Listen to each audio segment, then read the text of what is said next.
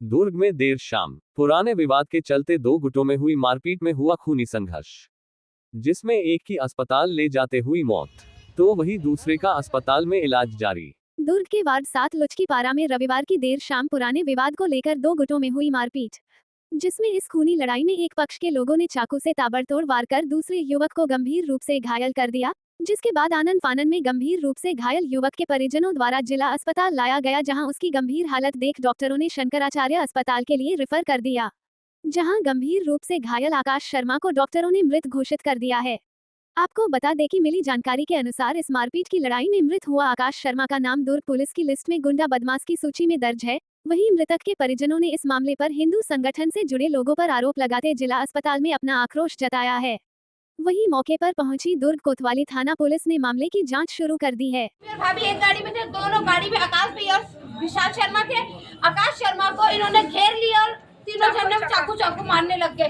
भैया ने अपनी जान बचा के जैन के दरवाजे तक बस गए हैं, शिक्षक नगर गार्डन के सामने। वो सिर्फ वहाँ से लेके इतना दूर बस चल सके, उसके बाद उन्होंने अपना दम तोड़ दिया। कौन नारा लगा के आपके घर तक पहुँचा? राकेश तिवारी और अपने साथ नारा लगाया और इतने लड़का लेके आए थे, डंडा तलवार कर रहा है जेल से बैठे बैठे, ताकि उसको जमानत में लाभ मिला जाए, क्योंकि उसको 5 साल की सजा हुई है। 31/7 को यशवंत सारथी साहब के आवे में उसने इतने लड़के लेके आया था कि यशवंत सारथी साहब को भीड़ कम करने के लिए स्काउट को बुलाना पड़ा था, तब भी भीड़ कम नहीं हुई। हमारी वहाँ जान को खतरा था, इसीलिए पुलिस वालों ने वो कोतवाली थाने तक सेफली उतारे थे।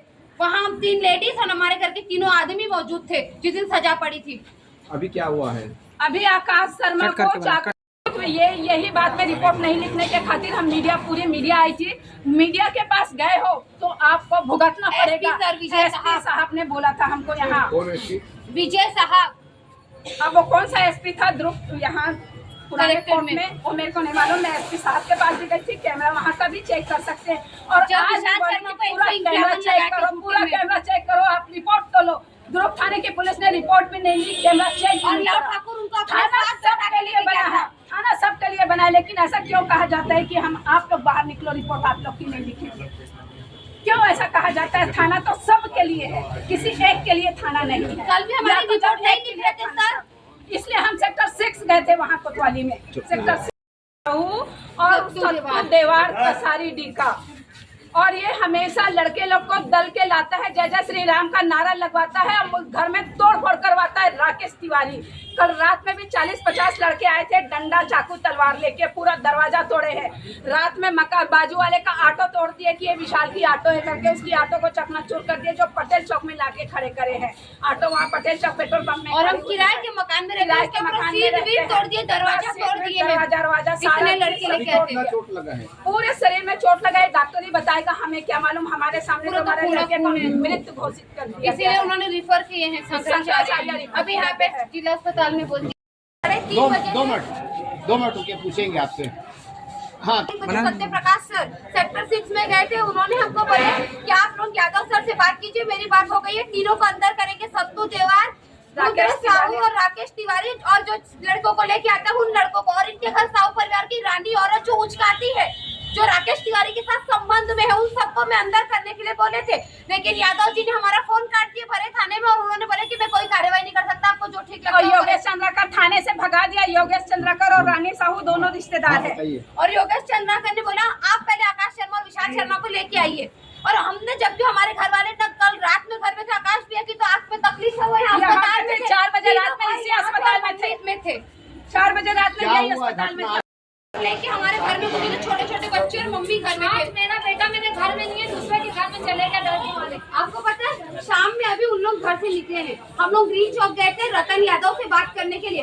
वहाँ से हम लोग घर जा ही रहे थे, मैं मम्मी और भाभी घर पहुँचे, पीछे से इन लोग पहुँच रहे थे। विशाल शर्मा और आकाश शर्मा गाड़ी से जगदीश धोबी शिक्षक नगर गार्डन के पास दोनों भाइयों को रोके और राकेश तिवारी गाड़ी से और भी लड़के थे। कल रात में आके जय श्री राम का नारा लगा के पूरा घर में तोड़ फोड़ करे हैं, ऑटो तोड़ फोड़ करे हैं, पूरा घर में 9